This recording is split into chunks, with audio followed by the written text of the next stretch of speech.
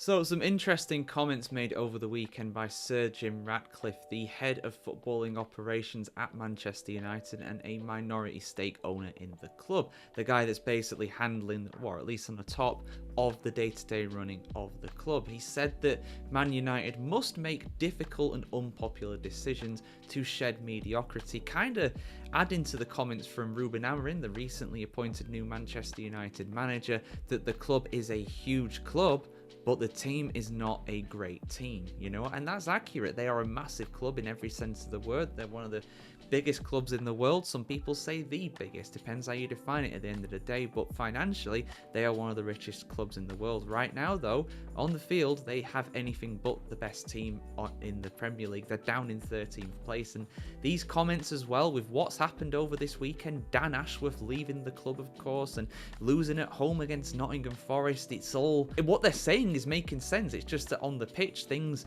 at the moment need turning around, and it's going to take a lot of time and a lot of money to be able to do that. This is no quick fix, but I'll give my thoughts at the end of the video. Let's dive into this article here on the Football Chronicle though, going over this subject.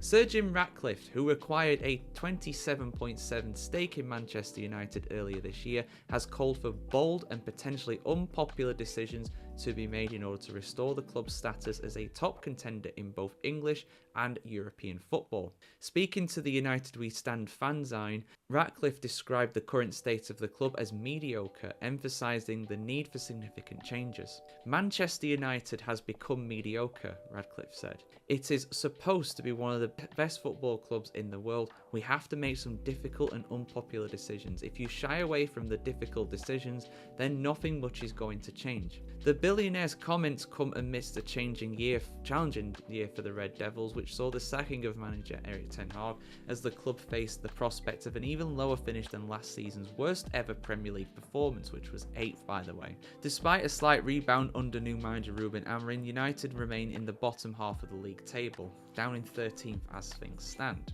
Ratcliffe's assessment of United's current state underscores the magnitude of the task ahead of the club's leadership. The businessman, who previously expressed his desire to break the recent dominance of Man City and Liverpool, I bet he'd love that, knock them off their perches, now recognises that significant changes are necessary to close the gap between United and their rivals. In the summer, United made the difficult decision to make nearly a quarter of the club's workforce redundant, with the intention of using the saved funds to improve on-field performances. Additionally, the club announced that Sir Alex Ferguson, who has served as an ambassador since his retirement from being the manager in 2013, and after more than 25 years as the manager in total, would no longer continue in his role. These initial steps suggest United's leadership is prepared to make tough choices in their pursuit of success. However, Ratcliffe's comment serves as a reminder that more drastic measures may need to be required to truly transform the club's fortunes. As United navigate this difficult period of transition, fans will be watching closely to see how the club's hierarchy responds to Ratcliffe's call for bold action. The coming months and years will be crucial in determining whether United can reclaim their place among the elite of English and European football, or whether they'll continue to struggle in the face of fierce competition from their rivals. Yeah, so there we go guys. Basically, I mean, a lot needs to change behind the scenes, obviously on the pitch right now. You look at that team and it's like, is it really that much of a surprise they're struggling as much as they are? Would you really say that squad, the whole squad, is much better than the likes of Newcastle, the likes of Tottenham?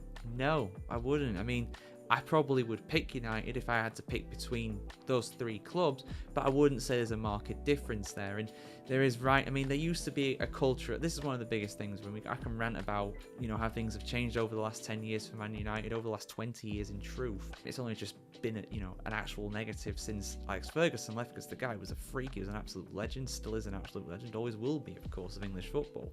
But at the end of the day, they had a culture of success. They had a culture of winning under Ferguson, right? They were a winning machine. They were always a tough game. There was no such thing as an easy match against Man United under Alex Ferguson. There just wasn't. Now there is. There are teams that have easy times against Man United. Think what Spurs and Liverpool did to them. Even Forest to an extent. They didn't have to do much. They barely had any of the ball.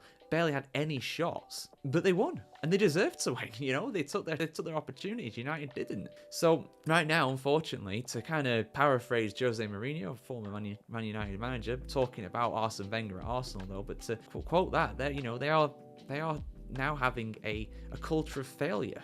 They are specialists in failure right now, and that's just the way it is. Yeah, they won the FA Cup last season, which was amazing. Of course it was, but that was a relative fluke of a result. Yeah, they deserved it on the day. They were good, but, especially when they're playing, a bit like Newcastle this season, when they're playing the teams lower down in the table, which there's not many, there's only 7 clubs that are lower down in the table, but whenever they play against those clubs, they don't seem to play particularly well. They're sometimes up it for the big matches, but they seem to be really struggling in those this season too. So yeah, your thoughts in the comments below, guys. What needs to happen next for Man United to be a success? What is the next step along this road? Hopefully back to the promised land of winning league titles and Champions Leagues and more domestic cups than what they've been used to recently. And of course, keep it subscribed to thefootballchronicle.com to see much more content on the world of football just like this, guys. Have a good one. See you soon.